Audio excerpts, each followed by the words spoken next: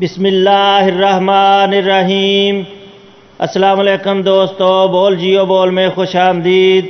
تو دوستو، ہماری ویڈیو کا سلسلہ جاری ہے، جو کہ پچھلی ویڈیو میں ہم نے آپ کو بتایا تھا کہ اللہ تعالیٰ لوگوں کے درمیان حقوق کا جو ہے حساب کتاب کیسے کریں گے۔ تو اس ویڈیو میں ہم آپ کو بتا رہے ہیں کہ حقوق کی ادائیگی کیسے کی جائے گی۔ تو چلے ناظرین، بدلہ یا حقوق کی ادائیگی نیکیوں کے ساتھ ہوگی۔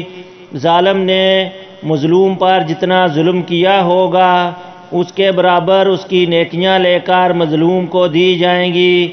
اگر ظالم کے نامہ اعمال میں نیکیاں نہیں ہوں گی تو پھر مظلوم کے گناہ ظالم کے سر پر ڈال دیے جائیں گے۔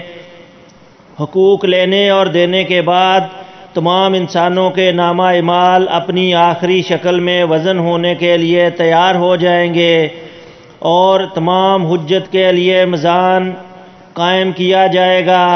میزان میں جن لوگوں کی نیکیوں کا پلڑا باری ہوگا وہ کامیاب قرار پائیں گے اور جنت میں جائیں گے، اور جن کی برائیوں کے پلڑے باری ہوں گے وہ جہنم میں جائیں گے۔ بعض لوگ میزان میں ایک نیکی کی زیادتی یا ایک نیکی کی کمی ان کے جنتی یا جہنمی ہونے کا فیصلہ کر دے گی، اور کہا جاتا ہے کہ ہر شخص کے اعمال تلنے پر ایک فرشتہ اعلان کرے گا کہ فلاں ابن فلاں کامیاب ہوا یا فلاں ابن فلاں ناکام ہوا۔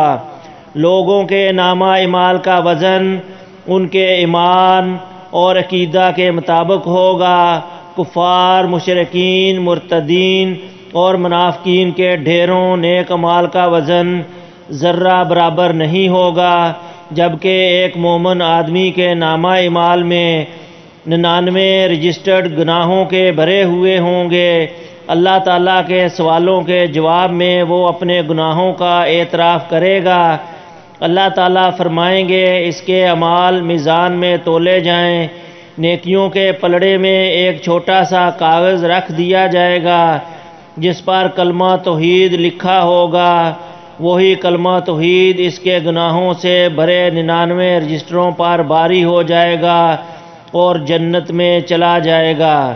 میزان ان 3 جگہوں میں سے ایک ہے جن کے بارے میں اللہ کے رسول صلی اللہ علیہ وسلم نے ارشاد فرمایا کہ وہاں کوئی آدمی کسی دوسرے آدمی کو یاد نہیں کرے گا، نہ اس کی مدد کرے گا، نہ اس کے کام آئے گا۔ اگر کسی آدمی کی ایک نیکی میزان میں کم ہو گئی تو سارے میدان حشر میں کوئی بھی اسے ایک نیکی دینے کے لیے تیار نہیں ہوگا۔